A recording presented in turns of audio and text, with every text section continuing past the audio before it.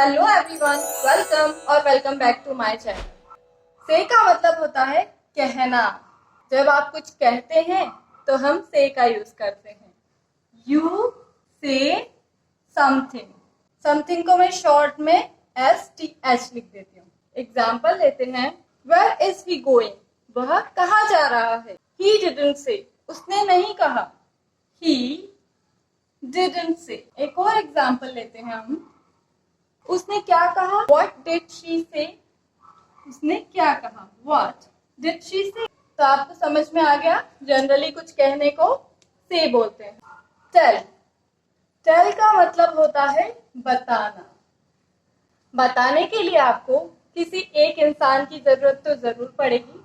तो हमेशा टेल के साथ ऑब्जेक्ट में पर्सन आता है। बस इतना सा डिफरेंस। अगर ऑब्जेक्ट में पर्सन नहीं आता है तो हम से बोलेंगे, और अगर पर्सन आता है तो हम टेल बोलेंगे।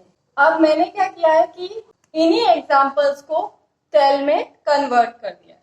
You say something but you tell someone something. You tell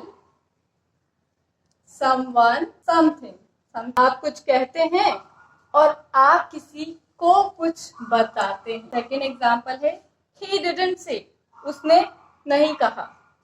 he didn't tell me, उसने मुझसे कुछ नहीं कहा। he didn't tell me। Third है what did she say, उसने क्या कहा। what did she tell you, उसने तुमसे क्या कहा। what did she tell you, उसने तुमसे क्या कहा। तो हम कुछ एक्सेप्शंस की बात कर लेते हैं। अगर सेंटेंस में the truth, a lie, a joke या फिर अ स्टोरी आ रहा हो, हमेशा टेल ही लिखेंगे।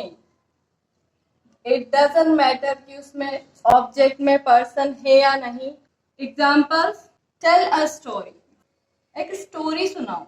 You should always tell the truth, तुम्हें हमेशा सच बोलना चाहिए।